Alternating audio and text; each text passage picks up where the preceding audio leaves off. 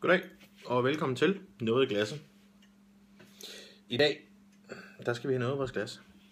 Det er ved at være længe siden. Vi starter ud på påskebryg i dag. Og vi har snydt lidt. Jeg har taget kapslen af. Er der nogen seere derude, der kan gætte, hvad det er, vi skal se på? Vi får lige 10 sekunder. Nej, det gør jeg ikke. Men det ved jeg godt, hvad er. Det er Ville Mose. Og Ville Mose har lavet en påskeæle. Der er fandme alt muligt godt i. Det er også lavet... der er smør på. Nams. Sådan ser det ud. Ville Mose påskeæle. Det er deres klassiske etiket. Den er på 8% alkoholvolumen. Øllet er brygget af bygmalt, glukosesirup, muscovado, sukker, humle og gæret med overgær. Tilsat farvestof E150C. Flaskens indhold svarer til ca. 2,6 genstand. Jeg tror godt, at vi kan regne med, at den smager rimelig meget op og ned af deres julebryg. Det kan vi jo gøre i et andet program. Kan vi lave en test. Fordi jeg har stadigvæk nogle af deres julebryg, for de var nemlig fucking gode. Men vi kan jo lige prøve at skænke den op.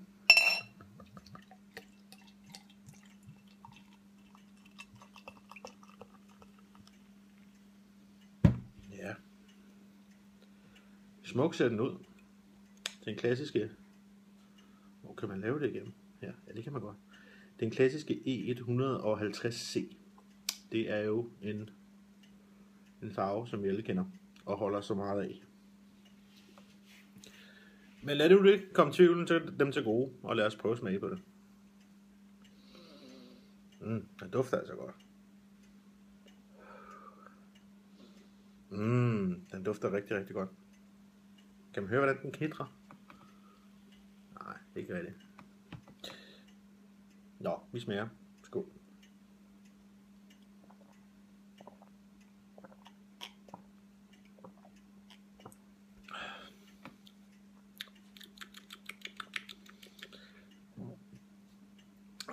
Det er en stærk øl. Og det er jo en af de der sæsonnogen, eller højtidsøl. Jeg synes, den smager meget tæt på deres julebryg. Den er kraftig, den er sød. Eller ikke på deres julebryg.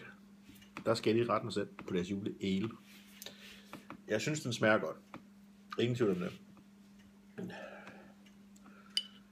Jeg bliver nødt til at blindteste på et tidspunkt, fordi jeg synes fandme, den ligger meget tæt på deres julebryg. Igen juleæle. Den hedder altså bare påskeæle. Så jeg er lidt over i, at man tager de samme flasker, og så klasker man bare en grøn og gul etiket på, fordi, så er det påske. Men altså det er en flot øl, og den smager godt. Den er meget stærk. Så hvis ikke man er så god til sådan stærke, så skal man nok ikke tage den.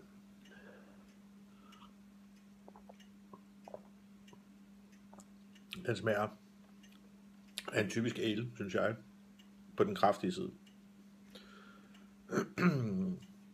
Der er faktisk en meget fed sødme i også, men det er selve alkoholfylden, som dominerer her. Den er meget stærk. Og det kan jeg godt lide. Jeg kan godt lide, når en ale er kraftig. Ligesom mig.